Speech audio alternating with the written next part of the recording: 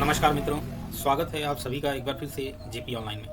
दोस्तों, आज आप सभी को कोई वीडियो या फिर कोई जानकारी या फिर कोई आप सभी के बात बताने के लिए एक अनुभव शेयर करना चाहता हूं। अपना खुद का एक तजुर्बा, खुद की एक समझ शेयर करना चाहता हूं आप सभी के बीच। अगर कुछ समझ में आए तो आप सब भी इसका सपोर्ट करिएगा।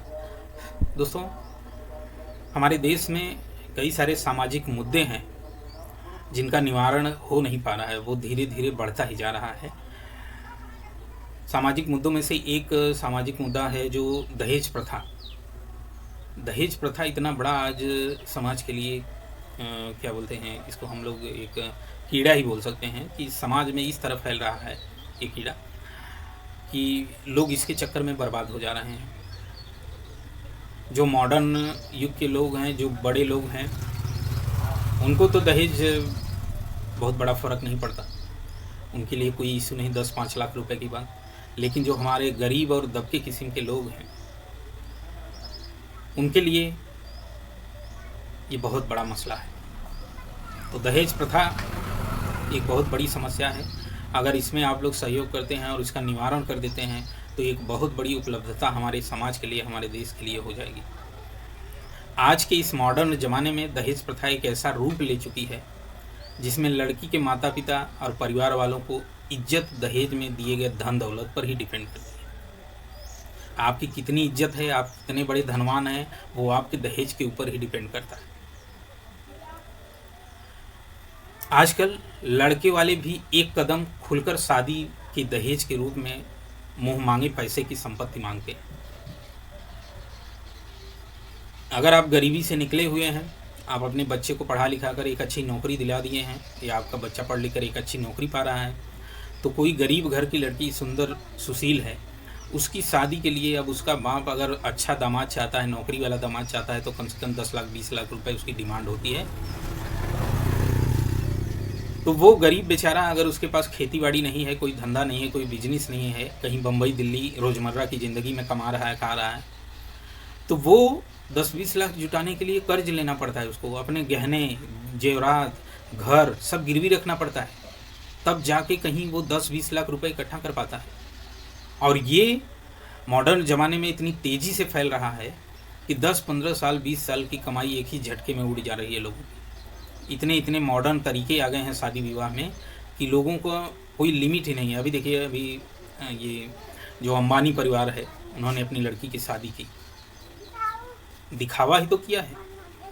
कितने करोड़ का उसने डांसर बुलवा दिया, कितने करोड़ का खर्चा करवा दिया। हाँ? अरे भैया, किसी गरीब को रोड पे, जो बेचारे गरीब रोड पे भीख मांग के खाते हैं ना, उनका तो आपने कभी उद्धार किया नहीं। और ये नेटवर्क कंपनियां वाले ये इतना अच्छा चूतिया बना के हम लोगों से पैसा ऐंठ रहे हैं। ये धीरे धीरे सिस्टम को ही बदल दे रहे हैं। महीने को 28 दिन 24 दिन 22 दिन कर दे रहे हैं और रिचार्ज महीने भर का करवाएंगे।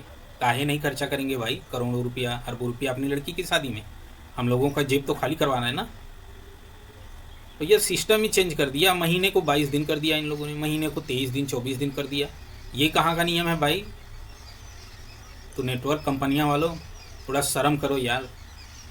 गरीब दबके लोग छोटी वाली मोबाइल लेके किस तरह से रिचार्ज करवाते हैं, उनकी मजबूरी है। आज उनको मजबूर कर दिया गया है, वरना बिना मोबाइल के भी उनका काम हो जाता था।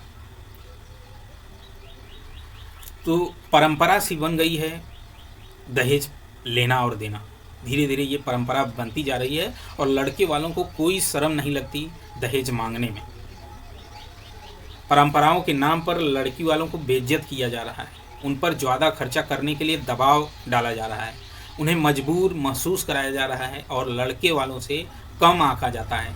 इस प्रथा से संपन्न परिवारों को कोई दिक्कत नहीं होती, क्योंकि वह इसे इन्वेस्टमेंट का जरिया मानते हैं, जिससे वह 10-15 साल में कमाया हुआ धन एक ही झटके में लड़की वालों से मांग लेते हैं, हड़प लेते हैं। और दहेज ना मिलने पर लड़की को शारीरिक और मानसिक रूप से प्रताड़ित किया जाता है और कई बार तो उसे सुसाइड करने पर भी मजबूर कर दिया जाता है। दहेज प्रथा एक बहुत बड़ा मुद्दा बन चुका है। भारत सरकार की इसमें कोई गलती नहीं है। भारत सरकार ने दहेज लेने वालों के लिए और देने वालों के लिए बहुत सख्त कानून बनाए हुए हैं, लेकिन ये हमारे समाज के लोग उसको बहुत बढ़ावा दे रहे हैं। तो भैया सारे समाज के लोगों से अपील है हमारी कि दहेज प्रथा बंद करो। अगर आप लोग दहेज प्रथा को ख़त्म कर देंगे, दहेज लेना पाप है, इस स्लोगन को एकदम फैला दीजिए। और कोई भी अगर आप नौकरी अपनी मेहनत से पाए हुए हैं, अपने माँ बाप के दम से पाए हुए हैं, तो एक गरीब लड़की से खुले में डिमांड कर दीजिए कि भैया हमको 1 रुपया दहेज नहीं चाहिए, हम प्रेम की शादी करेंगे और प्रेम से जो भी हमारे पास है करेंगे खर्चा, खिलाएंगे पिलाएंगे, जो आपके पास है वो खर्चा वर्चा करिए, खिलाइए पिलाइए, और कोई पैसे का लेन देन नहीं करें। ठीक है। दहेज प्रथा पर भारत सरकार के कुछ नियम हैं, उसके बारे में आप सभी को बता देना चाहता हूँ कि भारत सरकार ने दहेज की इस कुप्रथा, प्रथा मत बोलिए इसको, कुप्रथा है ये, को ख़त्म करने के लिए कई नियम बनाए हैं। जो 1961 में भारत में दहेज निषेध अधिनियम 1961 दहेज प्रथा को रोकने के लिए सबसे पहली कोशिश की गई थी। उसके बाद आईपीसी के सेक्शन 498A के तहत अगर हस्बैंड या ससुराल वाले दहेज की मांग करते हैं तो उन्हें 3 साल की सजा और जुर्माना हो सकता है। दूसरा जो नियम है सेक्शन 406 के तहत अगर लड़की का हस्बैंड या ससुराल वाले उसका स्त्री धन उसे देने से मना करते हैं तो जेल और जुर्माना दोनों हो सकता है। इस अधिनियम के तहत दहेज लेना और देना दोनों ही गैरकानूनी है। अगर कोई दहेज का लेन देन करता है या किसी का सहयोग करता है या दहेज मांग करने को आपको उत्साहित करता है, बढ़ावा देता है, तो उसे भी 5 साल की जेल और 15,000 रुपये जुर्माना भरना पड़ सकता है। अगर किसी लड़की की शादी होने के 7 साल के अंदर असामान्य परिस्थितियों में मृत्यु हो जाए और जांच में साबित हो जाए कि मृत्यु से पहले उसे दहेज के लिए परेशान किया गया था, तो आईपीसी के सेक्शन 304B के तहत लड़की के हस्बैंड और ससुराल वालों को 7 साल से लेकर जिंदगी भर की जेल हो सकती है। ये सरकार के नियम है, लेकिन कोई फॉलो नहीं कर रहा है, कोई इसको मान ही नहीं रहा है, या सरकार के पास तक इसकी जानकारी ही नहीं जा रही है। खुले में हम लोग दहेज ले रहे हैं, दे रहे हैं। तिलकोत्सव, बड़े बड़े फंक्शन किए जा रहे हैं, तिलकोत्सव महोत्सव के रूप में इसे मनाया जा रहा है। जितना ज़्यादा दहेज मिल पा रहा है लोगों को, उतनी बड़ी उनको लगता है कि उतने बड़े लोग हम हो गए हैं। अभी किसी के बेटे की शादी में अगर उनका लड़का नौकरी पा गया है और 25 लाख रुपए तिलक मिल गया, गांव में इतना दहेज किसी को नहीं मिला है, शहर में इतना दहेज किसी को नहीं मिला है, तो उसके बाप को लगता है उसका सीना चौड़ा हो गया, हमने अपने बेटे की शादी में 25 लाख का दहेज लिया और हमने 30 लाख रुपए खर्चा किए। उनको लगता है ये चीज़ हमने बहुत बड़ी अचीवमेंट, बहुत बड़ी उपलब्धता हासिल कर ली है। तो भैया शर्म करो ऐसे लोग, आपके पास पैसे हैं। 70% इंडिया में गरीब और दबके लोग हैं। इस्लम डाग मिलेनियर जो फिल्म बनी थी वो इसी गरीब और दबके किस्म के लोगों के लिए बनी थी। उसमें दिखाया गया था कि इंडिया की क्या हालत है, तभी ऑस्कर में वो चुनी गई थी। तो असल में जो इंडिया की हालत है वो वही है, 70% लोग उसी से जूझ रहे हैं।